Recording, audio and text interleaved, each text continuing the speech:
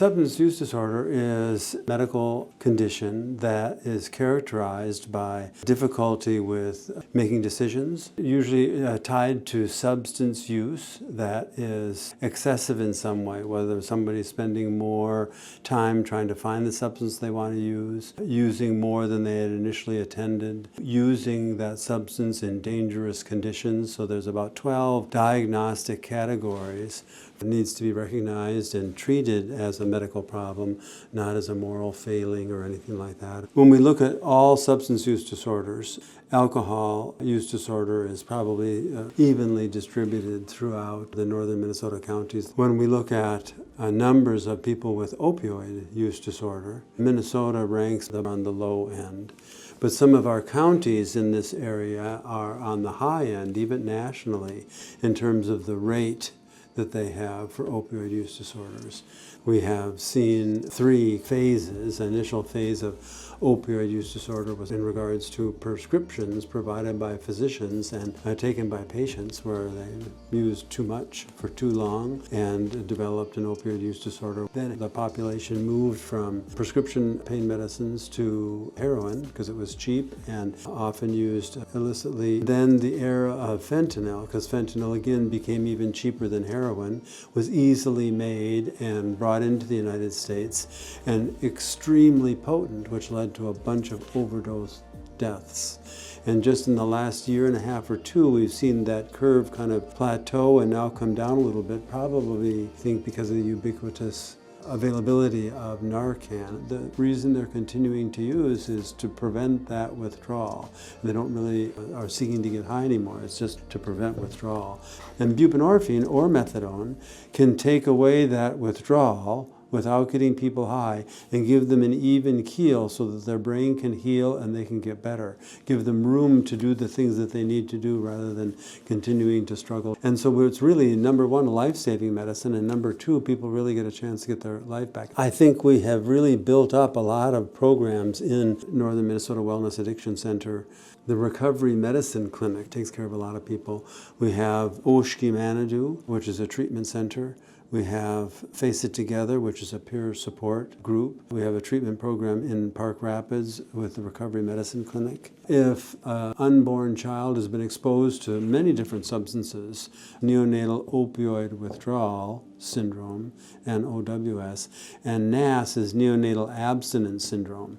And so even if you're abstinent from an SSRI, an antidepressant, or tobacco, or other substances like alcohol, in addition to opioids, you'll have some withdrawal syndrome. And so it's a really general term.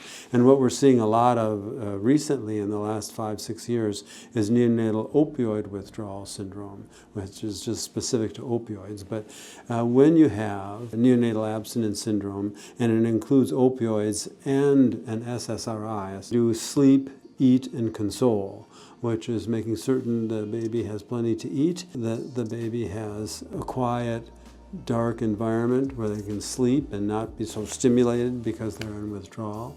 And then using some form of swaddling or cuddling or that kind of thing to help reduce those symptoms. We've learned a lot about how to treat neonatal abstinence syndrome, and so those babies go home with mom. We get mom into treatment either during her pregnancy or at the time of delivery. We really worked hard with social services, our care managers, to reduce stigma and to have a very non-judgmental atmosphere. And so it's a really worthwhile thing that we're doing. Referrals to ongoing treatment and early childhood and family education and all those sorts of things to help these families thrive. From a family perspective, many families get back together again, mothers, children, spouses. People get jobs again where they previously didn't have one. And so communities really benefit. The more that we can get people into recovery and not using it will make it less dangerous for other people in the community. One thing that I think really helps people who have opioid use disorder, they've experienced all kinds of bias and discrimination really because of historical opinions about substance use disorders, that if you were just stronger or a better person and just quit doing that, you'd be much better off. And what we've learned is you can't tell a person with hypertension, just make your blood pressure normal. Or somebody who has a broken leg, well, just walk on it, it'll get better. We need to provide the treatment for the problem that they have. And now we have some really good treatments for that disorder. And it's not because those people are poor or weak or have some moral failing. It's because they have a disorder.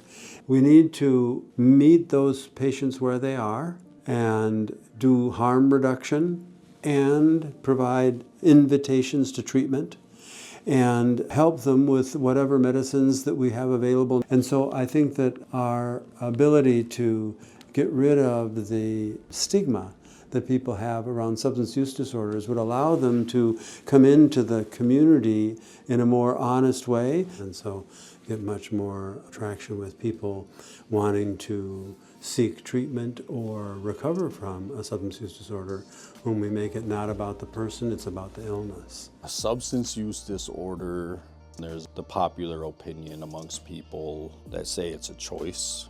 And then there's the medical definitions that say it's a disease, whatever they've been through throughout their life. There's a number of different reasons that people could choose to use to mask what they're really going through. Resources in the community. Here at Red Lake Chemical Health Programs, we have a number of different programs. We have the Residential Treatment Center, Northern Winds. We have a halfway house at the same location. For youth, we have an adolescent group home. We have Warrior Down, that's our new peer recovery program. We have Red Lake Outpatient, Panema Outpatient, Pregnant Women and Families, MARS, Medication Assisted Recovery Services, DAP, that's another youth program. So that's 9 programs that we have under our umbrella. But throughout the community, we have Oshki Majitata. That's kind of like our county building on the reservation here. You can go there for services like SNAP, GA, things like that. I think they have TANF 477. They have a tarot program. And then we have Bimendwa, used to be FCS. They offer services too for families that struggle with addictions, maybe struggle with other things. They have case managers that work with families to try to keep families together. The support system in the recovery community, that's what we're trying to do here, is we're trying to build a recovery community. White Bison is a 12-step program. They say in the White Bison material that if there's no support, then they're falling right back into the same stuff. It's a cultural approach. Warrior Down used to be a thing here in Red Lake that was developed for youth. It was ran out of Chemical Health, focused on taking 8 males, 8 female students per year from the high school, getting them trained, and then their classmates and peers could reach out to them when they were struggling with anything academically, socially, at home. The idea of it is that when people are struggling, we want to be there to help pick them up. And I believe with the addictions that we're struggling with now, it's a perfect program because it's based on peer recovery services that don't necessarily make you come to a group and you have to do this work. You can come and you can meet with recovery coach, peer recovery specialist for how many ever units you need per day and develop your own path.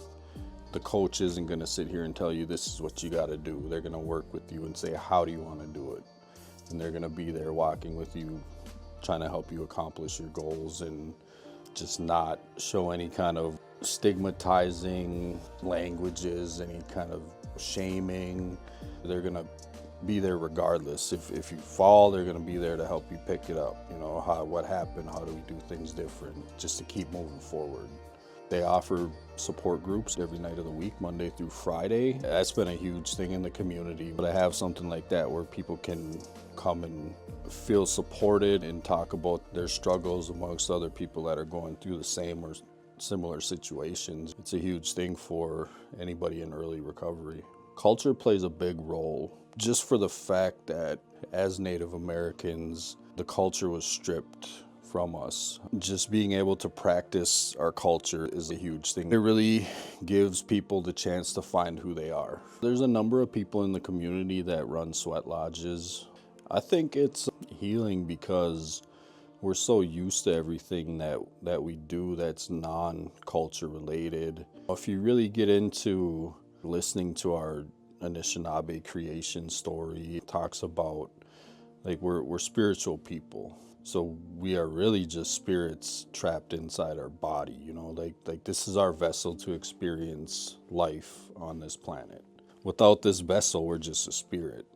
And I think that when we get around our cultural ceremonies and cultural activities, our spirit gets a chance to thrive. It's not being watered down by everything else that's out here. Support groups and everything like that, that's open to anybody. Bemidji comes up here sometimes. Our groups, they traveled around the state, getting into recovery and seeing that, you know, recovery isn't all about the hard work all the time. There's a lot of work that goes into healing and recovery, but, you know, you got to balance it with fun too, you know, and that's what Sober Squad was the, you know, the fellowship piece that people need just to develop those connections with other people where they don't have to feel shame or guilt with the stigma of addictions. I think the first step comes from within, just to acknowledge that there is an issue and that issue is causing problems in a person's life. And then I believe the next step is to actually reach out to whoever they feel comfortable with. You know, anybody that walks in, we just try to give them a helping hand. Any kind of services you're looking for, if we don't provide it, we try to find it for you. When we get referrals for pregnant women, they're top priority.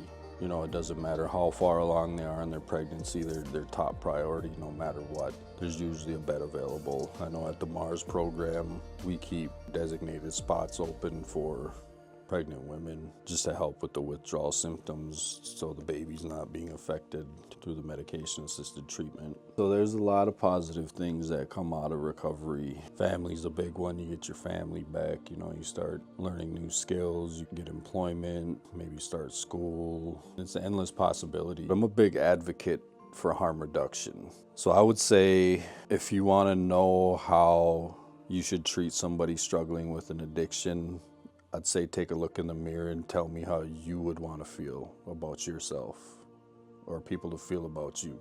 People deserve the same respect as you or I. We're all human beings. We're no different. What I tell people that I deal with is, you know, I'm still new to this.